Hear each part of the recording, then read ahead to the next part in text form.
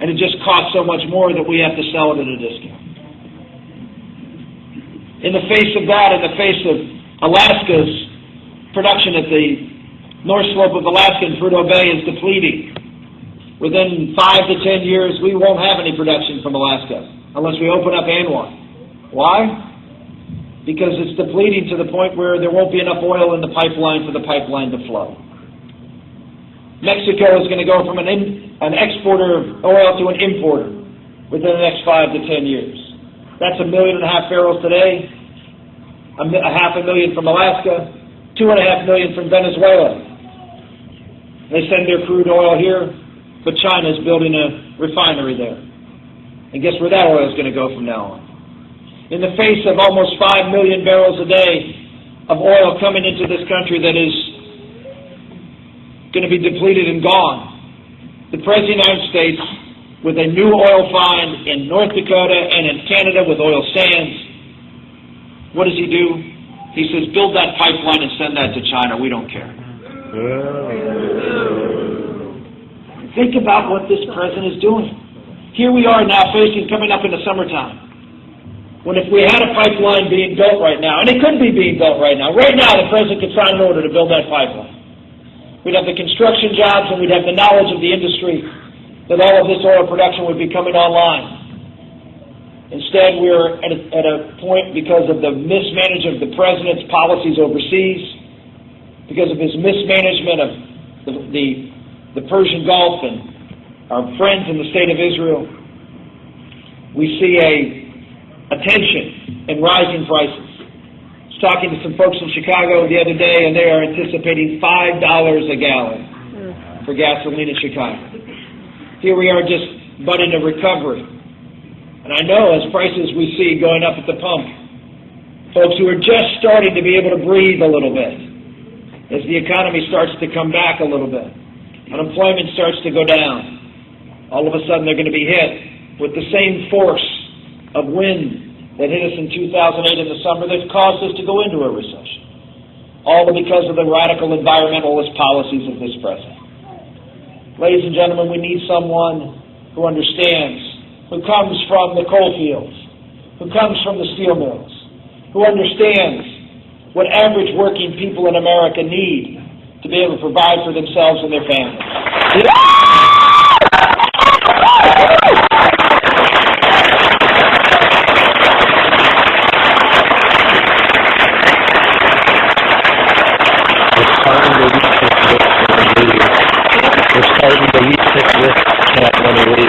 We have a gold energy plan that opens up all of these areas for exploration, ANWR, offshores, builds the pipeline, does the things that are necessary to create opportunities, takes natural gas. Do you realize we pay $2.50 for natural gas, and the rest of the world is paying in excess of $15? What a huge economic advantage. What is the president doing about it? Nothing. In fact, he's trying to now threaten the natural gas producers with regulating hydraulic fracking, as if this is some new technology out there that we don't know anything about and that we have to be worried about. Hundreds of thousands of wells in this country have been fracked using hydraulic fracking. This has been going on for years. But now the environmentalists have an opportunity with this president, because some of this hydraulic fracking is now occurring on the East Coast. It's occurring near New York and Philadelphia. So what does that mean? Dollar signs ring up in their eyes. Oh, it's another opportunity to change science into political science and scare people. Right in your backyard. I feel like Professor Harold Hill going into River City. And out there talking about the trouble. Ooh, we got to be scared. We got to be scared of this technology that's producing the cheapest natural gas in the world, that's producing oil that we can sell here and produce here domestically. Now we got to be afraid. Why? So we can get your dollars, turn it to politicians who can win elections so they can control your lives. Ladies and gentlemen, this is a serious election. I've talked about energy, but I could talk about any other area of the economy. I could spend that same time talking about healthcare.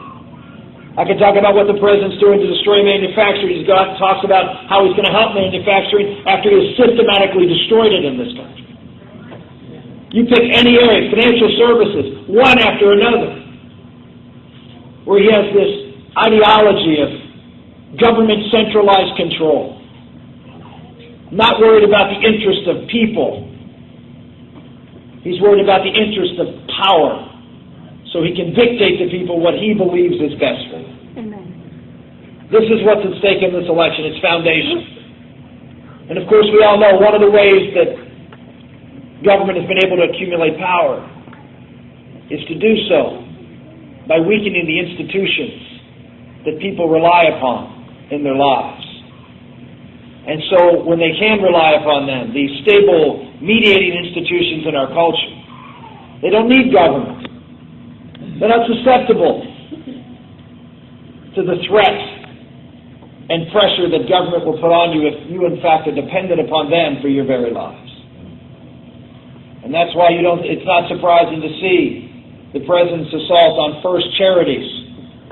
You recall one of his first tax proposals was to limit charitable deductions. Charitable deductions to those media institutions like colleges and universities and civic and community organizations, churches, nonprofits, all of which are built in disproportionate numbers here in America than any other country in the world. We are a country that is rich historically with these institutions in our society here at the grassroots level. Why? Because we built this country differently than any other country has been built. We built it from the bottom up.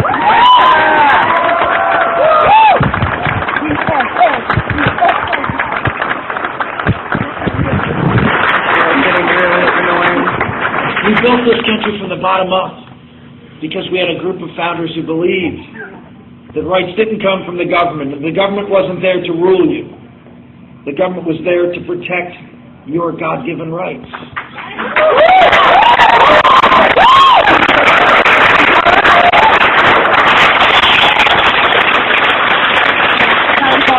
Do you understand? You folks here probably know because you get taught it. But most folks don't understand how disordered that was from the standpoint of the history of the world. The idea of God-given rights for the average person in America, for every person in America equally, was a truly revolutionary concept.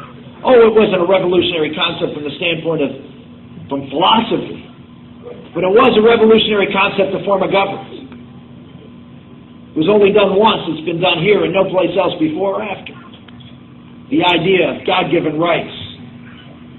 And the idea that government's job was to be limited to protect those rights. In the early days of our nation, we had to provide for ourselves. Why? Because government was in fact small and limited. It was an afterthought. It was inconsequential to most people's lives in America. For over 100 years that was the case.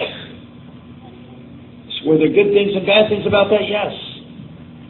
But what happened was people had to be more self-reliant. Self-reliant in building organizations and structures like strong families, divorce, out-of-wedlock birth rates. Even as recently in the 1950s, they were in the single digits or the low double digits. Why? Because families had to hold together. Families had to stay together. It was essential for our society. Churches were stronger. Why? Because they had to be. Because, government wasn't so big. At the time that I was born in 1958, less than 10% of the federal government's budget was spent on entitlement programs to take care of people. Now 60% of the budget does that. And what has happened systematically is we've seen a degradation of the American family. We've seen an explosion of out-of-wedlock births. We've seen a culture that is radically changed. And government that is there. Some say, well, government facilitated that. Government responded to it in what they believed was a compassionate way by helping. And by doing so, they created the opportunity for more of it to happen. We need a frank discussion in our country about how we can rebuild those civic institutions, how we can rebuild the family and the church, 30 years ago, 71% of the people in this country over the age of 18 were married. It's now 51%. A 5% drop in the last 3 years alone. The institution that everyone in America at one time would go to when they were in trouble is now not there in a way that can be helpful and supportive in many cases. And so government steps in. And all of those mediating institutions between you and the government fade away. And when government and you are the only two left, guess who's got the bigger voice? Guess who's really going to control the equation? Folks, this is the most important election of your lifetime. It's the most important election because we not only have to revitalize this economy and understand what's at stake there, but we have to revitalize the basic institutions of our country. The church and the family.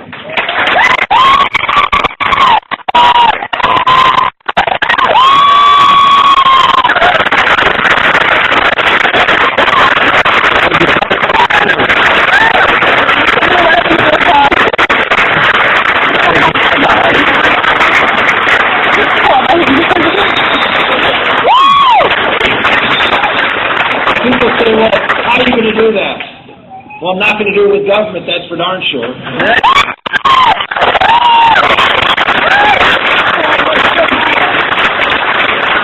The government does a lot of things to harm the family, and obviously is doing a lot of things to harm the church today. As far as harming the family, you look at, we talk about the marriage penalty. You talk about the rate of government taxation on the family. We've seen it dramatically go up on middle-income families in America. The taxation, from every level of government, has dramatically gone up. And of course, one of the biggest pressures on a marriage and on a family is financial. The greater the strain, the harder it is, the more tenuous that relationship can become. We see just on Obamacare, the President says, oh, I'm here to help you, I'm here to give you your right. Do you realize if you're married under Obamacare, you pay a lot more than if you're living together under Obamacare? A lot more. Thousands of dollars more for the average American family will pay if you're married. If you divorce and live together, Obamacare gives you a break. And they do this in other areas of the government. That's what the marriage penalty was all about for years. Government says, well, if you're married, you need less help, and therefore we're going to tax you more. We're going to charge you more. And then they get surprised that there's less people married and that marriages break up. If you look at what they're doing to the church, this issue that popped up the last few weeks is not about birth control. It's not about abortion. And yes, some of the things in that requirement were abortifacients. The morning after pill is not just a birth control measure, it is an abortion measure. And they're forcing the Catholic Church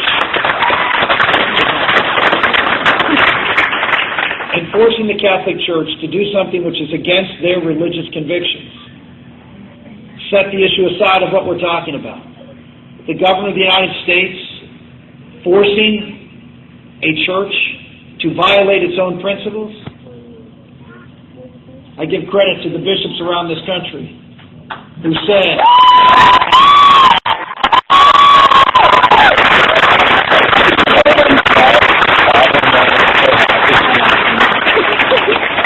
and the other religious leaders. I can't tell you the number of times I've heard folks of different faiths stand up and say, we are all now Catholics in this fight.